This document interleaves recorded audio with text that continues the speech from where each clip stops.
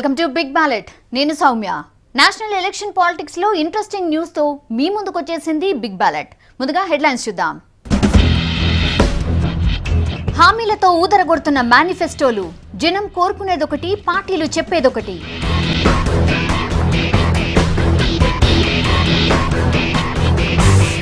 ప్రత్యర్థులపై ఎదురుదాడి మొదలుపెట్టిన ప్రియాంక, కుటుంబాల్ని వివాదాల్లోకి లాగుతున్నారని ఫైర్.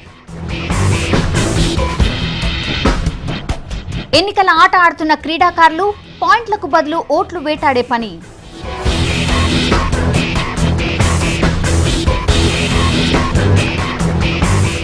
చారిత్రక సెగ్మెంట్ బరిలో ఫైర్ బ్రాండ్, ఝాన్సీని గెలుచుకునే పనిలో ఉమాభారతి. మహారాష్ట్రలో ఓట్లు ఎత్తుకెళ్లిన కాకులు, లక్షల్లో పేర్లు గల్లంతవడంపై మండిపడుతున్న జనం. ముంబై సిటీలోని 3 లోక్సభ నియోజకవర్గాల్లో హోరాహోరీ పోటీ జరుగుతోంది. కాంగ్రెస్ ప్రముఖులు గురుదాస్ కామత్, ప్రియాదత్, సంజయ్ నిరుపమ్ భవిష్యత్తును తేల్చుకోబోతున్నారు. అందరినీ ఆకట్టుకుంటున్న ఆ 3 నియోజకవర్గాలపై స్పెషల్ స్టోరీ. వాయువ్య ముంబై వాణిజ్య రాజధాని పరిధిలోని కీలక నియోజకవర్గాల్లో ఒకటి. వాయువ్య ముంబై కాంగ్రెస్ కు పెట్టని కోటలాంటి సెగ్మెంట్. 2009లో కాంగ్రెస్ దిగ్గజం గురుదాస్ కామత్ ఇక్కడి నుంచి గెలిచారు. ఈసారి కూడా ఆయనే బరిలో నిలిచారు. రాష్ట్రీయ ఆద్మీ పార్టీతో పొలిటికల్ ఎంట్రీ ఇచ్చిన నటి రాఖీ సావంత్ వాయువ్య ముంబై నుంచి పోటీ చేస్తున్నారు. ముంబై వీధుల్లో జీపులో ప్రచారం చేస్తూ సందడి చేస్తున్నారు. అయితే రాఖీ సావంత్ ను జనం సీరియస్ గా తీసుకోవడం లేదు. 2009 ఎన్నికల్లో గురుదాస్ కామత్ తక్కువ మెజారిటీతో గెలిచారు. దీంతో ఈసారి ఎలాగైనా గురుదాస్ ను ఓడించాలని గట్టి పట్టుదలతో ఉంది శివసేన. సిటీలో బలమైన నాయకుడిగా పేరు తెచ్చుకున్న గజానన్ కీర్తికర్ ను బరిలో నిలిపింది. మహారాష్ట్ర నవనిర్మాణ సేన ఎంఎన్ఎస్ కూడా బరిలో నిలిచింది. ఎంఎన్ఎస్ టికెట్ పై బాలీవుడ్ ప్రముఖుడు మహేష్ మంజ్రేకర్ పోటీ చేస్తున్నారు. అయితే పోటీ ప్రధానంగా కాంగ్రెస్ శివసేన మధ్యనే ఉంది. నార్త్ సెంట్రల్ ముంబై నియోజకవర్గంలో త్రిముఖ పోటీ నెలకొంది. సునీల్ దత్ కుమార్తె ప్రియాదత్ ఇక్కడి నుంచి కాంగ్రెస్ అభ్యర్థిగా పోటీ చేస్తున్నారు. 2009లో ఇదే నియోజకవర్గం నుంచి గెలిచారు ప్రియాదత్. మరోసారి తన సత్తా చాటుకోవడానికి రెడీ అయ్యారు. నియోజకవర్గంలో ముస్లింలు పెద్ద సంఖ్యలో ఉన్నారు. దీంతో ముస్లింల ఓట్లపైనే కొండంత ఆశలు పెట్టుకున్నారు ప్రియాదత్. బీజేపీ టికెట్ పై దివంగత నేత ప్రమోద్ మహాజన్ కుమార్తె పూనం మహాజన్ బరిలో ఉన్నారు. గత అసెంబ్లీ ఎన్నికల్లో ఘట్కోపర్ అసెంబ్లీ నియోజకవర్గం నుంచి పోటీ చేసి పరాజయం పాలైన పూనం ఈసారి తన అదృష్టాన్ని పరీక్షించుకోవడానికి లోక్సభ బరిలోకి దిగారు. నార్త్ ముంబై కాంగ్రెస్ యువసేన సంజయ్ నిరుపమ్ పోటీ చేస్తున్న నియోజకవర్గం ఇది. బీజేపీ అభ్యర్థి గోపాల్ శెట్టి నుంచి గట్టి పోటీ ఎదుర్కొంటున్నారు సంజయ్ నిరుపమ్. ఆమ్ ఆద్మీ పార్టీ టికెట్ పై సతీష్ జైన్, సమాజ్వాదీ పార్టీ తరపున కమలేష్ యాదవ్ పోటీ చేస్తున్నారు. మొత్తానికి ముంబై సిటీలోని 3 నియోజకవర్గాల పోరు ఇప్పుడు అందర్నీ ఆకర్షిస్తోంది. జనాన్ని రంగుల కలల్లో ముంచుతున్న ఎన్నికల మేనిఫెస్టోలు. అధికారానికి వస్తే అది చేస్తాం, ఇది చేస్తాం, అన్నీ ఫ్రీగా ఇస్తామంటూ ఊదరగొడుతున్నాయి. ఓటర్లను ప్రలోభపెట్టమే మేనిఫెస్టోల లక్ష్యమా? వాటిలో అమలయ్యేదెంత? అసలు మేనిఫెస్టోల్లో జనం ఏం కోరుకుంటున్నారు? ఏ రాజకీయ పార్టీ అయినా అధికారంలోకొస్తే ఏం చేస్తామో చెప్పేదే ఎన్నికల ప్రణాళిక. ప్రజలకు తమ ప్రాధాన్యాలను మేనిఫెస్టోల్లో తెలియచేస్తాయి రాజకీయ పార్టీలు. రాజకీయ పార్టీలు ప్రకటిస్తున్న మేనిఫెస్టోలు చూస్తే ప్రాక్టికల్ గా సాధ్యమేనా అనే అనుమానం కలుగుతుంది. వాస్తవాలను పక్కన పెట్టి జనాన్ని ఊహల లోకాల్లో విహరింపచేయడమే లక్ష్యంగా మేనిఫెస్టోలకు రూపకల్పన చేశాయి పొలిటికల్ పార్టీలు. 10 థర్మల్ విద్యుత్ కేంద్రాలు నిర్మిస్తామని చెబుతోంది ఒక పార్టీ. అసలు ఒక్క థర్మల్ విద్యుత్ కేంద్రం నిర్మాణానికి ఎంత ఖర్చవుతుంది? ఈ నిర్మాణానికి మౌలిక వసతులు అందుబాటులో ఉన్నాయా? వీటి గురించి ఎలాంటి అవగాహన లేకుండా మేనిఫెస్టోలను రిలీజ్ చేస్తున్నారు. టోటల్ బడ్జెట్ లో విద్యా రంగానికి కేటాయిస్తోంది చాలా తక్కువ. కేవలం 2 నుంచి 3% మాత్రమే విద్యా రంగానికి కేటాయిస్తున్నారు. గల్లీ గల్లీకి ప్రైవేట్ స్కూల్స్ పెరుగుతున్నాయి, ఫలితాల్లో దూసుకుపోతున్నాయి. అయితే ప్రభుత్వ పాఠశాలల పరిస్థితిలో ఏమాత్రం మార్పు లేదు. గవర్నమెంట్ స్కూల్స్ లో చేరేవాళ్లు లేక అనేక పాఠశాలలు మూతపడే స్థితికి వచ్చాయి. ఈ సమస్యను ఏ పార్టీ తమ మేనిఫెస్టోలో చేర్చిన దాఖలాలు లేవు. మేనిఫెస్టోల పేరుతో జనాన్ని ఆకర్షించడానికే ప్రాధాన్యమిస్తున్నాయి అన్ని రాజకీయ పార్టీలు. అటూ ఇటూగా అన్ని పొలిటికల్ పార్టీలు జనాకర్షక పథకాలకు పెద్దపీట వేశాయి. ఎక్కడా కొత్తదనం లేదు. ఎన్నికల సీజన్లో మేనిఫెస్టోల పేరుతో ఎడాపెడా హామీలు ఇవ్వడం మినహా ఆ తరువాత పట్టించుకోవడం లేదు రాజకీయ పార్టీలు. ఎన్నికల ప్రణాళికలకు కట్టుబడి ఉండటం లేదు. ఓటర్లను ప్రలోభ పెట్టడానికే ప్రయత్నిస్తున్నాయి రాజకీయ పార్టీలు. ఇలా మేనిఫెస్టోల్లో చేర్చిన అంశాలను పట్టించుకొని రాజకీయ పార్టీలపై చర్యలు తీసుకోవాలని కోరుతున్నారు సామాన్య జనం. అభివృద్ధికి ఎంతో కీలకమైన సైన్స్ అండ్ టెక్నాలజీని పూర్తిగా మరచిపోయాయి రాజకీయ పార్టీలు. ఏ పార్టీ మేనిఫెస్టోలోనూ శాస్త్ర సాంకేతిక రంగాల ప్రస్తావనే ఉండదు. అసలు అది ఒక ఇష్యూయే కాదన్నట్లు ప్రవర్తిస్తుంటాయి పొలిటికల్ పార్టీలు. ఆకాశం నుంచి చందమామను తెచ్చివ్వాలని ప్రజలు కోరుకోవడం లేదు. విద్య, వైద్యం, చదువు, ఆహారం, కనీస వసతులు ఇలా చిన్న చిన్న కోరికలే కోరుకుంటున్నారు జనం. ప్రస్తుత పరిస్థితుల్లో ఎన్నికల ప్రణాళికలు ఒక ప్రహసనంలా మారిపోయాయి. మేనిఫెస్టోల్లో చేర్చిన అంశాల పట్ల చిత్తశుద్ధితో వ్యవహరించాలని డిమాండ్ చేస్తున్నారు సామాన్య ప్రజలు. ఇన్నాళ్ళు ఎన్ని విమర్శలొచ్చినా మౌనంగా ఉన్న ప్రియాంక గాంధీ మొదటిసారిగా నోరు విప్పారు. ఎన్నికల్లో లబ్ధి కోసం తమ కుటుంబంపై చిల్లర ఆరోపణలు చేస్తున్నారని ఎదురుదాడికి దిగారు. బీజేపీ లీడర్ల ఆరోపణలపై సీరియస్ గా రియాక్ట్ అయ్యారు. కాంగ్రెస్ చీఫ్ సోనియా గాంధీ కూతురైనా పొలిటికల్ గా యాక్టివ్ రోల్ తీసుకోలేదు ప్రియాంక గాంధీ. రాయ్బరేలీ, అమేఠీ నియోజకవర్గాల బాగోగులను చూసుకోవటానికి ఫస్ట్ ప్రయారిటీ ఇస్తారు. ఆ తర్వాతే ఎక్కడైనా ప్రచారానికి వెళతారు. ప్రచారంలో పాల్గొన్న కాంగ్రెస్ గురించి పాజిటివ్ గా మాట్లాడటంతోనే సరిపెడతారు. అంతకుమించి ఎక్కువగా ఏమీ మాట్లాడరు. ప్రత్యర్థులపై రాజకీయ విమర్శలు కూడా చేయరు.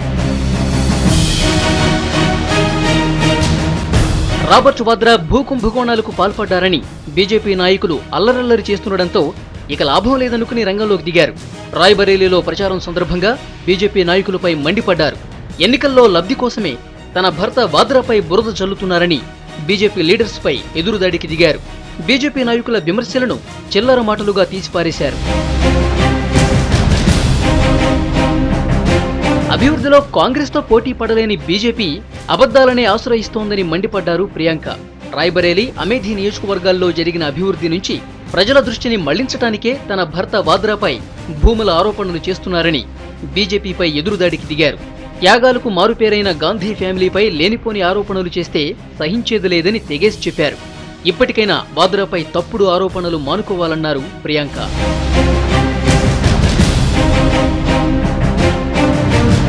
ప్రియాంకతో కాంగ్రెస్ చీఫ్ సోనియా గాంధీ కూడా గొంతు కలిపారు. ప్రధాని కుర్చీని దక్కించుకోవటం కోసం అబద్ధాలనే కొన్ని పార్టీలు ప్రచారం చేస్తున్నాయని పరోక్షంగా బీజేపీపై ఘాటు ఆరోపణలు చేశారు. తన కుటుంబంపై అబాకులు చెబాకులు ప్రచారం చేసి లబ్ధి పొందాలని చూస్తున్నాయని బీజేపీ పేరు ప్రస్తావించకుండా ప్రత్యారోపణలు చేశారు. ఇలా అబద్ధాల పునాదులపై చేసే ప్రచారాన్ని ప్రజలు విశ్వసించబోరన్న ధీమా వ్యక్తం చేశారు. మొత్తం మీద బీజేపీపై ప్రియాంక ఎదురుదాడి చేయడంతో కాంగ్రెస్ క్యాడర్లో జోష్ నెలకొంది. రాజకీయాలకు, క్రీడాకారులకు విడదీయరాని బంధం ఉంది. గతంలో చాలా మంది క్రీడాకారులు పాలిటిక్స్ లోకి ఎంట్రీ ఇచ్చారు. ఎన్నికల్లో గెలిచి లోక్సభలోకి అడుగుపెట్టారు. ఈసారి కూడా అనేక మంది స్పోర్ట్స్ మెన్ లోక్సభ బరిలో దిగారు. ఎన్నికల గ్రౌండ్ లో సత్తా చాటడానికి రెడీ అవుతున్న క్రీడాకారులపై special story. Mohammed Azharuddin cricket జట్టు మాజీ కెప్టెన్. కాంగ్రెస్ కండువా కప్పుకున్నారు. 2009లోనే ఉత్తరప్రదేశ్లోని మొరాదాబాద్ నియోజకవర్గం నుంచి గెలిచి తొలిసారి లోక్సభలోకి అడుగుపెట్టారు ఈ హైదరాబాదీ.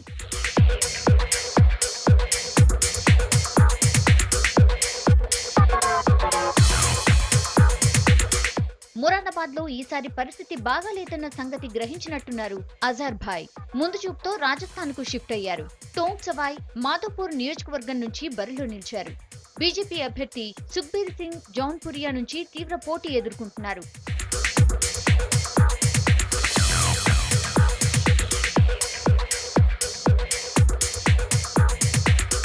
మహమ్మద్ కైఫ్ మాజీ క్రికెటర్. ఉత్తరప్రదేశ్లోని ఫూల్పూర్ నియోజకవర్గం నుంచి కాంగ్రెస్ టికెట్ పై పోటీ చేస్తున్నారు. కైఫ్ కు పాలిటిక్స్ పూర్తిగా కొత్త. అదృష్టాన్ని పరీక్షించుకోవడానికి తొలిసారి ఎన్నికల క్రీజ్ లోకి అడుగుపెట్టారు.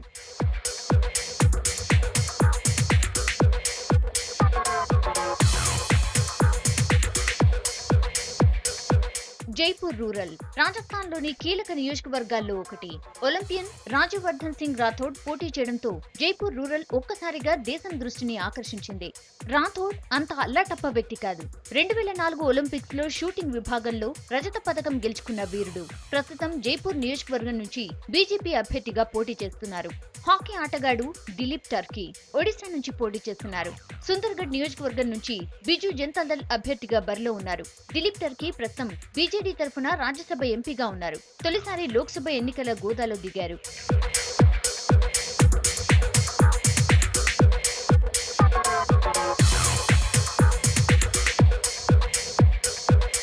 బైచుంగ్ భూటియా భారత ఫుట్బాల్ టీం మాజీ కెప్టెన్. ఫుట్బాల్ అంటే బోర్ కొట్టిందో ఏమో కానీ పాలిటిక్స్ లోకి జంప్ చేశారు.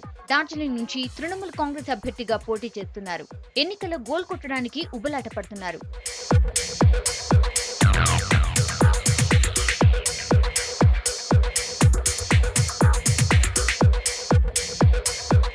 క్రీడాకారులు లోక్సభలోకి అడుగుపెట్టడం కొత్త ట్రెండ్ కాదు.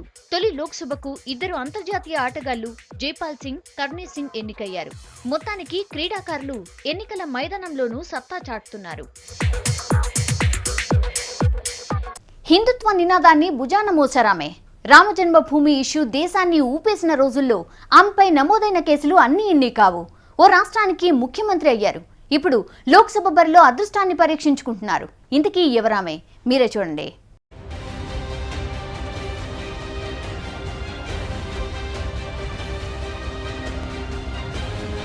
Uma Bharti BJP fire brand. ఆవేశపూరిత ప్రసంగాలకు care of address. Ayodhya issue హల్చల్ చేసిన రోజుల్లో ఆమె వెలుగు అంతా ఇంత కాదు. ఎన్డీఏ హయాంలో కేంద్ర మంత్రిగా, ఆ తర్వాత మధ్యప్రదేశ్ ముఖ్యమంత్రిగా పనిచేశారు ఉమాభారతి.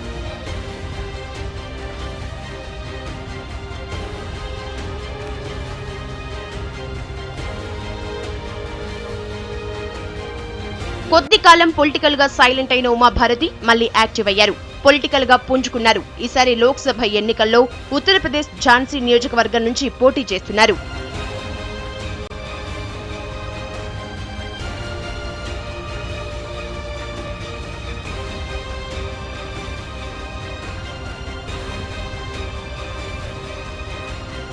ఉమాభారతికి అసలే దూకుడు ఎక్కువ. ఈ దూకుడుకు నరేంద్ర మోడీ చరిష్మా తోడైంది. దీంతో ఉమాభారతి గెలుపు ఖాయమని డిసైడ్ అయింది బీజేపీ.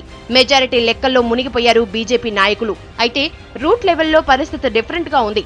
ఉమాభారతి గెలుపు నల్లేరుపై నడక కాదు. 10 ఏళ్లుగా ఝాన్సీలో బీజేపీ గెలిచిన దాఖలాలు లేవు.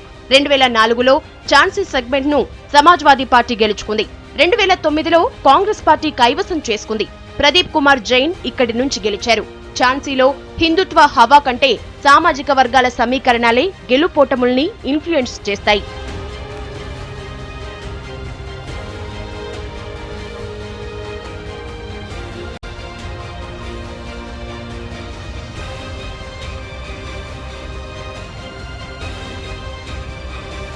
అటు ఇటుగా అన్ని పార్టీలు ఝాన్సీ సెగ్మెంట్ నుంచి అభ్యర్థులను బరిలోకి దించాయి. బహుజన్ సమాజ్ పార్టీ అభ్యర్థిగా అనురాధ శర్మ, ఆమ్ ఆద్మీ పార్టీ టికెట్ పై అర్చన, సమాజ్వాదీ పార్టీ టికెట్ పై చంద్రపాల్ సింగ్ యాదవ్ పోటీ చేస్తున్నారు.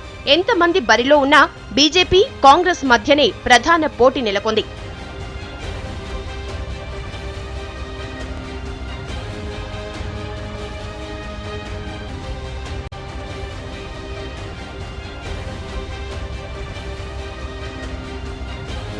ఇవన్నీ ఇలా ఉంటే రామజన్మభూమి వివాదం నేపథ్యంలో నమోదైన కేసులు ఉమాభారతికి మైనస్ గా మారుతున్నాయి.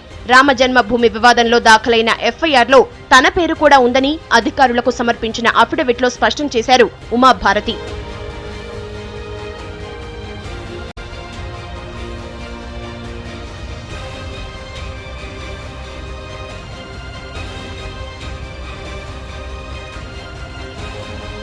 మొత్తం మీద ఝాన్సీ నియోజకవర్గంలో ఉమాభారతి ఎదురెదుతున్నారు. ఉమాభారతి ఝాన్సీకి రాణి కాగలరా? వేచి చూడాల్సిందే. ఎన్నికల సీజన్లో ఓట్లు గల్లంతు అనే మాట వినిపిస్తూ ఉంటుంది. ఇలా గల్లంతయ్యే ఓట్లు 100లో 1000లో ఉంటాయి. కానీ మహారాష్ట్రలో ఈసారి ఏకంగా లక్షల్లో ఓట్లు మాయమయ్యాయి. దీనికి కారణం ఎవరు? ఎన్నికల సంఘం ఏమంటోంది? మహారాష్ట్రలో ఈసారి గల్లంతైన ఓట్లు ఎన్నో తెలుసా? ఒకటి కాదు, రెండు కాదు, ఏకంగా 57 లక్షల ఓట్లు. ఇంత భారీ సంఖ్యలో ఓట్లు గల్లంతు కావడం మహారాష్ట్ర చరిత్రలో ఇదే తొలిసారి. ఓటరు లిస్టులో పేర్లు లేకపోవడంతో మహారాష్ట్రీయులు తీవ్ర నిరసన వ్యక్తం చేస్తున్నారు. ఎన్నికల సంఘం మీద కారాలు మిరియాలు నూరుతున్నారు.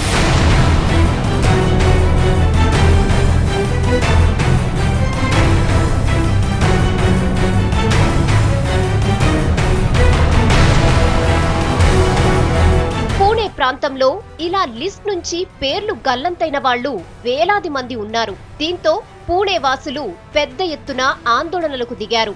ఎన్నికల సంఘం ఆఫీసుల ముందు ధర్నాలు చేశారు.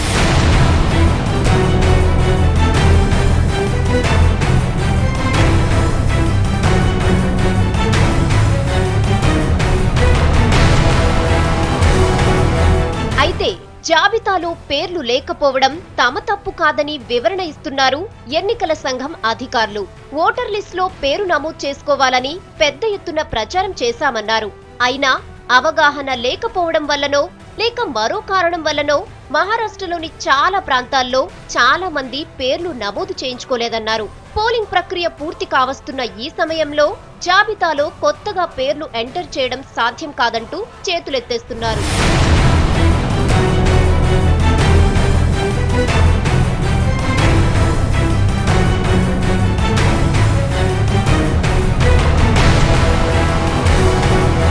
మహారాష్ట్రలో మొత్తం ఓటర్ల సంఖ్య 7.89 కోట్ల మంది. మొత్తానికి లక్షలాది ఓట్ల గల్లంతుతో మహారాష్ట్ర వార్తల్లోకెక్కింది. బిగ్ బ్యాలెట్ లో హెడ్లైన్స్ మరోసారి చూద్దాం. హామీలతో ఊదరగొడుతున్న మేనిఫెస్టోలు. జనం కోరుకునేదొకటి, పార్టీలు చెప్పేదొకటి.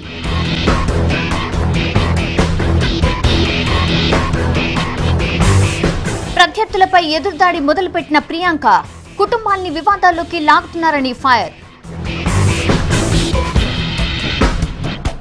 ఎన్నికల ఆట ఆడుతున్న క్రీడాకారులు. పాయింట్లకు బదులు ఓట్లు వేటాడే పని.